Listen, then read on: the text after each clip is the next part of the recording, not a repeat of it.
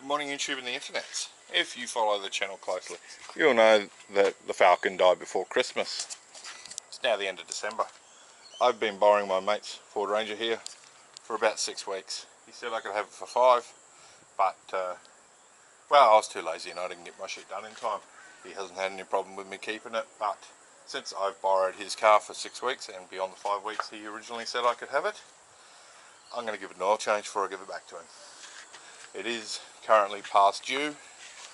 It, at least according to this information, was last done at 298,000 Ks. It currently has 315,000 Ks on it. That's 15,000 Ks. I don't know what the service interval is, but even if it is a 15,000 kilometre service interval, I don't like it. So, I'm going to give this thing an oil change before I give it back to him tomorrow. I've studied this engine bay for about 20 minutes to find the oil filter.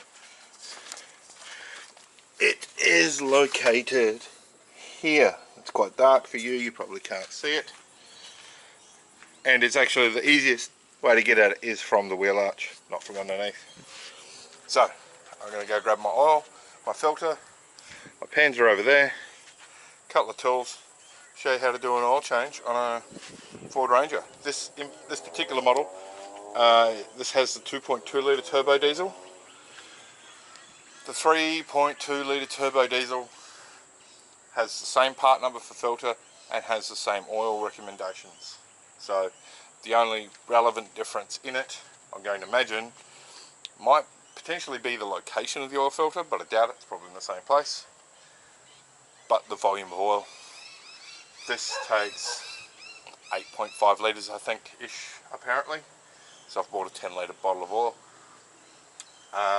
The 3.2 takes 9 point something, so you'll still be buying a 10 litre bottle of oil. This case, the leftovers can run in the Falcon because it's HPR 5. HPR 5 is 5W40, which is what the Falcon wants anyway. I normally run HPR 10, and if that was my card, but HPR 10, which is 5W30 is HPR 5. I would run HPR 10 like I do in the Falcon, just because of the high kilometres on it. But it's not mine, so I'm going to run the recommended oil.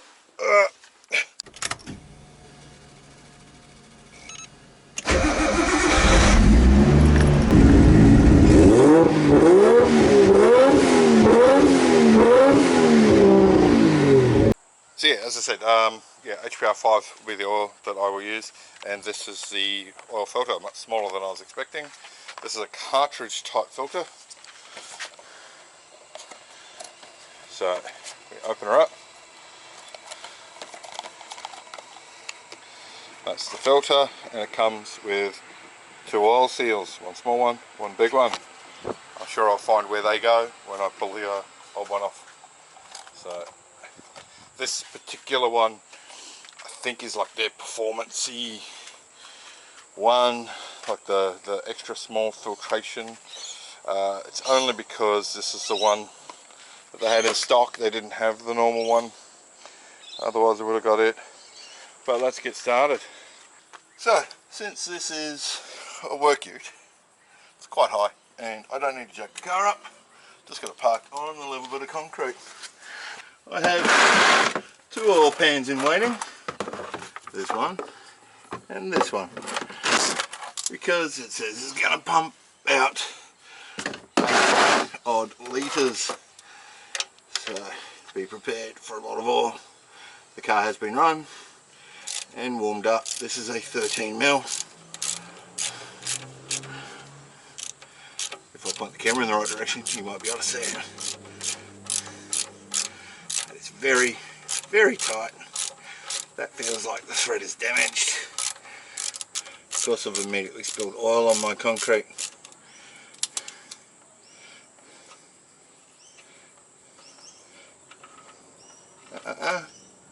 Damn it! I did drop some off the bolt, off the sub plug onto the concrete as well. But we are draining. We're going to leave that sit for a few minutes. Keep an eye on it and chuck that in a foot. That one's going to fill up. because I don't hide stuff ups on my channel. That is a massive oil spill. Literally after I turned the camera off, I stood up, walked in there, grabbed a handy rag to get the oil off my hands, took my hat off, climbed back under to have a look, and that pan was already full. That took a matter of seconds to fill that. It only just overflowed that. Well, it's only just. Probably about a litre of oil. Made it onto the concrete there, so that's going to be a pain in the ass. I've got to clean that up. But for now, concentrate on getting the change finished because that's right up under the car, and I'll deal with cleaning that up afterwards. Let's get onto this oil filter housing.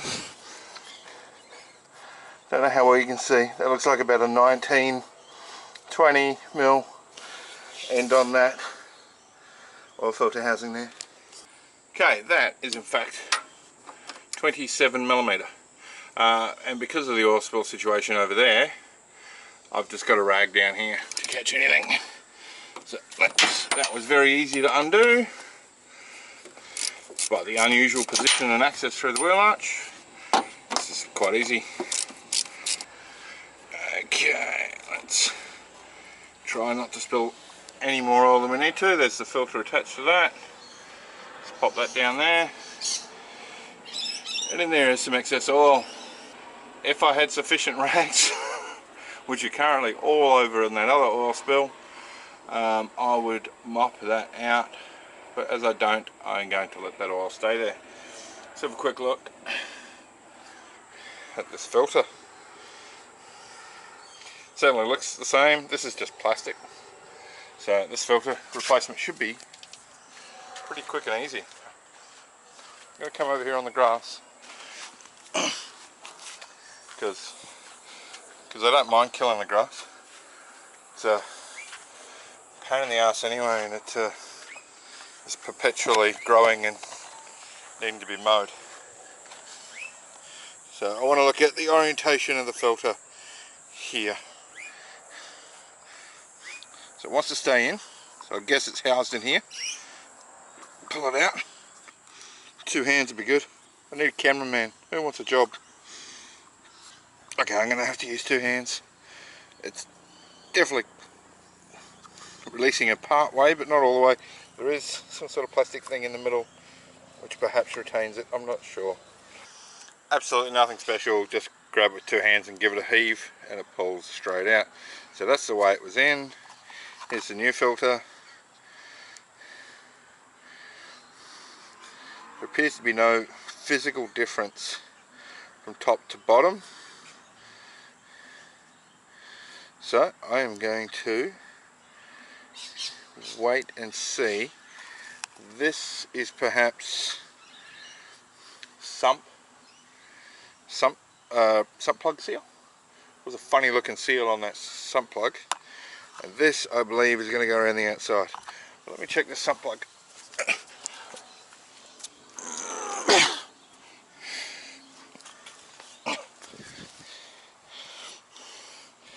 It's definitely rubbery. See if I can get it off and see if it's like that one in there, because I'm pretty sure it is. That is 100% what that other little seal is. It's for the sump plug, so that's on there already. And let's get this one off here. This O-ring. I'm going to get a screwdriver under that, flick it out. So, very easy. Just picked out the old seal, chucked the new one on, and just, again with 2 hands, you just push that filter in and it'll ram itself home pretty easily. So let's chuck this in here. Again, ideally I'd like to take that old oil out of the bottom of that housing, but I simply do not have sufficient rags. Okay, that is now started on the threads. That is not square. It's definitely cross-threaded. Let's try again. So I'd imagine it'd be pretty easy, considering how tight that was, how easy that was to get on there cross-threaded. You could bust this plastic pretty easily.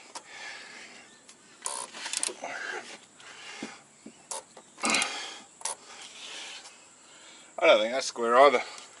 Perhaps you're better off placing the filter in the housing first. And then putting the cover on. We are about to find out.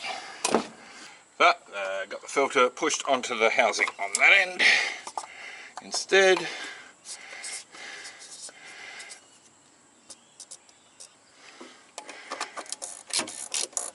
Oh yeah, that's much better. So yeah, definitely push the filter onto the fixed end first, and then wind this in.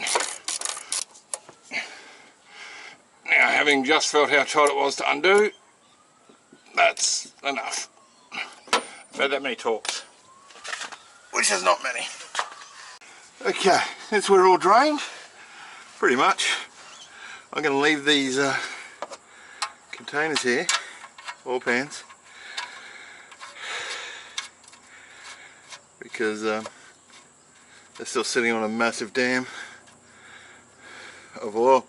Now I have created another spill. The rag I put down there was insufficient for catching the oil from the filter just here, so more care to be taken to avoid a mess.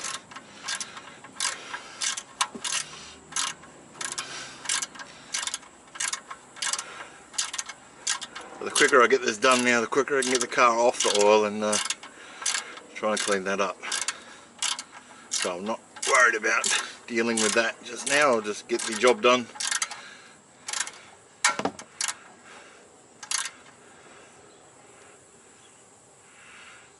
I think the thread on that sump plug is fucked. I'm pretty sure that just went tight then loose. So I've done that up now quite loosely. Let's see if it leaks or not. It was quite tight to pull out. It felt like it might have had damaged threads on it. So this is the problem with working on a mate's car, right? That was quite clearly damaged, but he doesn't know that. So I'm going to have to tell him about it. And that's a sump replacement. Ultimately, if this doesn't leak, whoever services it next is going to ask him to do that. And it's probably whoever services it last caused it, as in before me, because yeah, it was definitely very tight to get out. As far as, like, it wasn't too tightly done up, but it was bound. Like, I had to use the ratchet up for a long way to get it out of the threads where it was binding. So don't do these up too tight. Let's hope that doesn't leak. Otherwise I've done myself a mischief trying to do my mate a favour, or trying to return a favour since he loaned me his car. So all I've got left to do is put that oil in that funnel. It'll end up in that engine, and hopefully it won't leak out of that sump plug. See if I can sit you somewhere where it's useful, otherwise you're just going to have to trust me when I tell you I poured it in. So this takes, what does it say, 8 litres or so? So I'm going to be here a while. There are markings on the side of this bottle, so I'm going to go until there's 3 litres left in it, because that will be 7 litres of oil. It's not always easy to see these marks. In fact, actually, I've only put in that much. Good Lord, I'm going to be here a while. It's not even 5 litres yet. It's about 6 litres, and that's 7. From here on out, we're going to go off the dipstick. So there's no new oil on that dipstick yet, but it's still running through the engine. So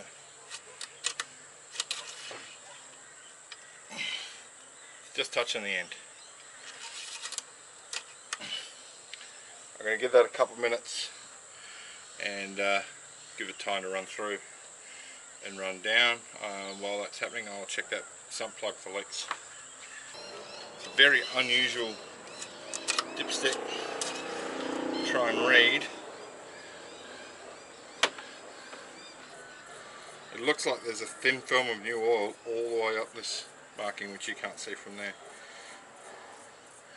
but I feel that's unlikely unless it was massively overfilled, but the book does say 8 point something litres, so perhaps this just wicks up when I pull it out, or it's rubbing on the side of the thing. It's definitely no higher than the full mark, so I'm going to put a smidgen in, give it 5 minutes, and check again. It's always easier to put more in than take it out. That's about 7.2 litres of oil in it. It should be about a litre short of what it... good news. Currently, no leaks at that sump plug. Okay, I've let that sit for 5 minutes. Let's have another look.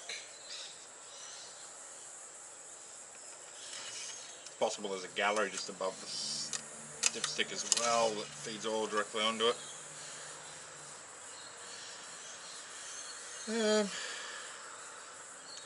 Yeah, well, I'd say that's 3/4 of the way up that dipstick. So, I'm going to add a little bit more, pop the cap in, and start it. Oil pressure lights there. 1, 2, 3, there we go. I was about to turn it off. It's got oil pressure, so it's got oil. Let it run for a minute and then let it sit for 5 and check and top up the oil as required until it's full. Okay, let's see where we're at. It's been sitting for 5 minutes. I've been yammering on my phone to someone. For whatever reason, it's quite difficult to read this. The oil always fills this little hash thing up. I guess it just wicks its way in that groove. I guess I'll try and look at the back of it, see what was actually dipped in oil.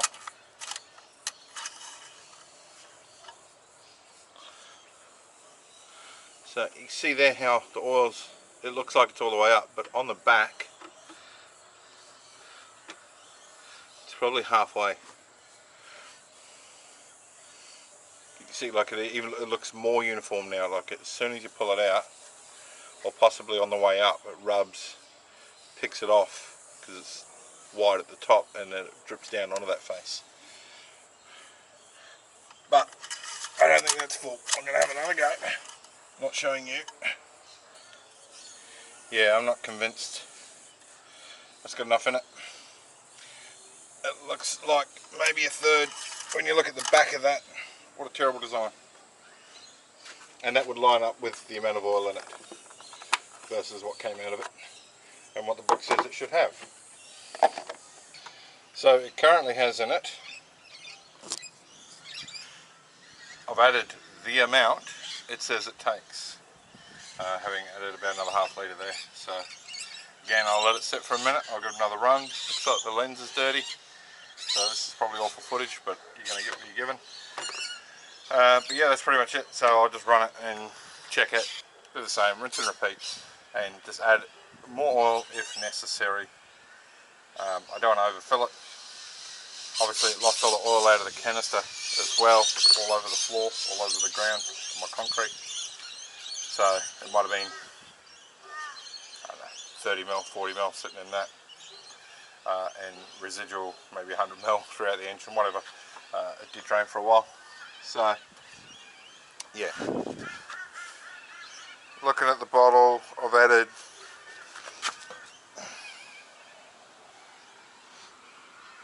8.2 litres, ballpark, which is slightly under what the book says, so that's about right. I'll do it again and check the oil again. If it runs again, when it pulls the darker oil through the engine, like some of the old stuff, it'll be a little bit easier to see on that awfully designed dipstick. So that's it, that's the oil change on the Ranger complete. I've got no leaks at the sump. Yeah, I've just, that amount I put in it, it's bang on full after running it and letting it sit for 5 minutes.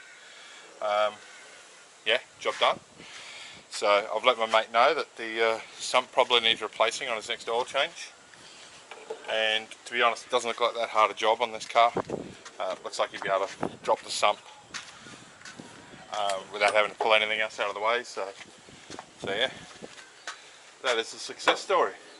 And hopefully between the short I filmed, the OBD scanning stuff and this oil change, you'll see at least one short and 2 videos in the next 2 weeks. Not today because it's Sunday afternoon. It's just stupid to upload on Sunday afternoon because those videos don't see any views until the following weekend.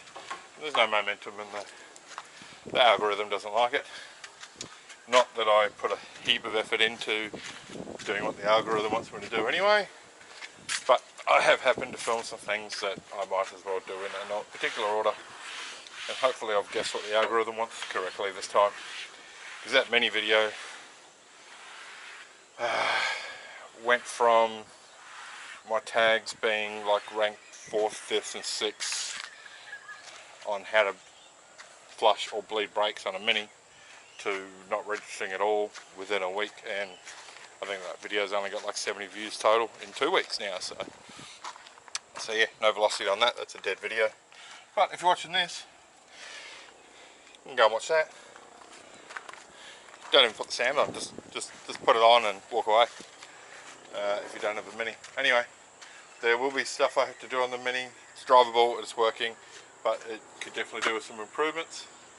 But for now, that's it. And obviously I'm going to be dropping the gearbox out of that Falcon in the not too distant future. Maybe in 2 weeks from today, which is 29th of January. So you probably won't see that video for 6 months. I'll catch you on the flip side and stop yammering on.